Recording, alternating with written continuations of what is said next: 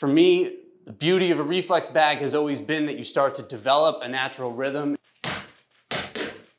Now, I'll be honest, when the Jukestir team told me they had a reflex bag with unpredictable movement, okay, I was a little skeptical of that. But the more I started to use this bag, I started to see what they were doing. Okay, let it be known, I'm working hard when I ain't on the phone. This ain't a home, this ain't a phone. Grind never stopping, I'm keeping it cold. Unlocking the door with the holy key, you supposed to. So let's get right into it. The bag retails for $160, and I believe it's on sale currently for $120. You can use it mostly as a standalone bag. You have the option to add a base for more of a traditional double end bag feel. I've added a base and some sand, which is an additional $50, so that brings my total investment in the setup up to $170.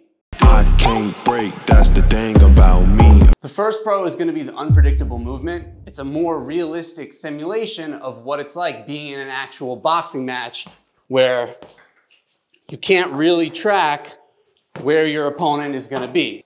The second pro is I like that you have the option to station the bag down to a base, which is great. So for me, if I want more of that double end bag feel, I can just station it right to the base. The third pro is the multiple striking targets. Obviously, as a boxer, mixing up between the head and body and throwing different combinations is something I really appreciate. I'm not a kickboxer or a Muay Thai guy, but if you are into kickboxing or throwing elbows or knees, I could see how this bag, it would just take it to a whole nother dimension. I won't put these goals on freeze. The first one is gonna be it's limited real estate, meaning the actual target that I have to punch is very small. So that means that I'm missing a lot. It also means that it's really challenging to put combinations together. I think it's gonna be satisfying as I continue to use it and develop, but sometimes you just wanna get into the basement and just start punching and go ham, and I think this bag is gonna be tough to do that. The only other con that comes to mind now is just the uppercuts, which a lot of bags can relate. With heavy bags, it can be tricky.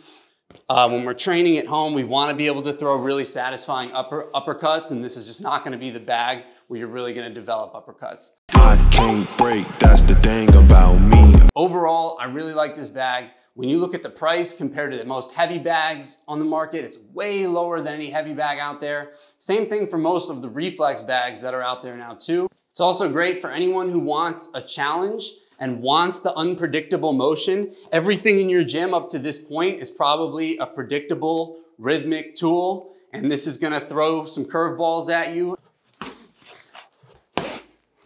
It probably wouldn't be my top choice for a standalone bag if it was the only bag I could have in the house, just because of how limited the actual real estate is. Sometimes I really just want to get cooking and let them fly, but definitely as a great secondary option. Or if you're brand new to boxing and you just want to get moving a little bit, it's definitely going to get the job done. You can pre-order it now. You can also use the code JPROJABS for an additional 10% off, and the link will be in the description. Maybe I'll come back with an update in a couple months once I've mastered it.